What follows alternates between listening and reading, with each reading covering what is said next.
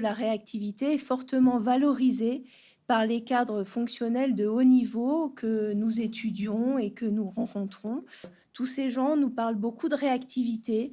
Qu'est-ce qui se cache derrière ce terme?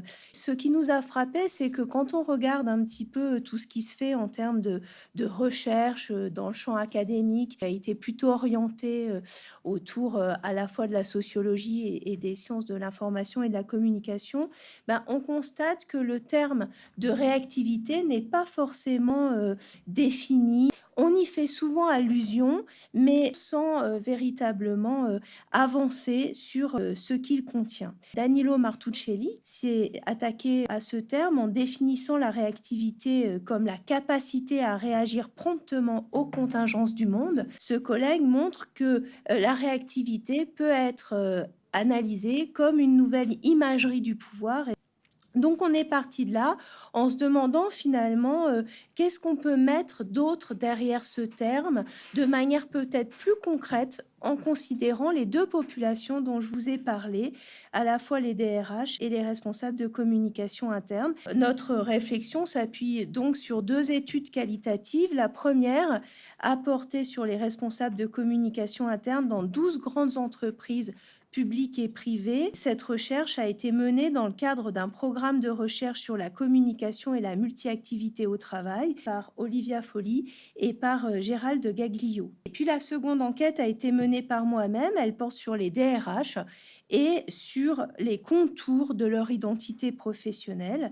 Les DRH dont on va parler, que l'on va évoquer ici, sont tous des DRH groupes que l'on rencontre dans le secteur privé au comité de direction. Finalement, l'appel à la réactivité constitue une injonction qui est devenue aujourd'hui tout à fait récurrente dans le monde de l'entreprise. Ce terme de réactivité est envisagé comme une qualité. On est soit très réactif, soit pas assez réactif, mais on n'est jamais finalement trop réactif. Ce terme est tout à fait valorisé. Il apparaît par exemple dans de nombreuses fiches métiers qui sont consacrées aux DRH ou aux responsables de la communication interne.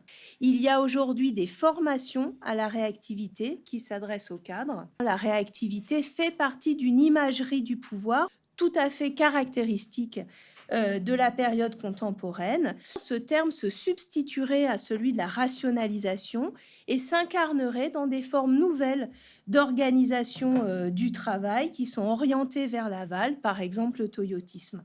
La réactivité, ce serait aussi celle des modes d'organisation du travail, plus généralement d'ailleurs de l'entreprise tout entière, qui serait devenue plus agile, capable de s'adapter en temps réel aux transformations de l'environnement, en particulier aux transformations du marché, pour contrer les menaces ou pour saisir les opportunités. Un certain nombre d'approches lient le terme réactivité et mode d'organisation. On peut aussi remarquer qu'on peut lier réactivité et compétences professionnelles. C'est devenu une des compétences discriminantes parmi l'idée d'agilité, de souplesse, d'adaptabilité, d'autonomie.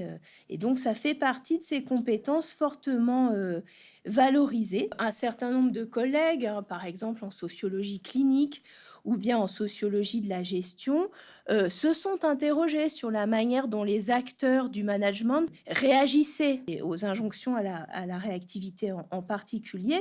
Et ils montrent plutôt que les acteurs du management se trouvent enrôlés par cette nouvelle idéologie du capitalisme mondialisé. On constate des effets d'adhésion. La réactivité, elle est souvent analysée, comprise aujourd'hui comme étant induite par les transformations du capitalisme. Elle apparaît comme étant caractéristique des nouveaux modèles productifs et des organisations qui sont orientées vers l'aval, de plus en plus conçue comme une compétence professionnelle indispensable. Elle est souvent vue comme étant endossée par les acteurs eux-mêmes qui finalement s'emparent de cette compétence et la mettent eux-mêmes en avant.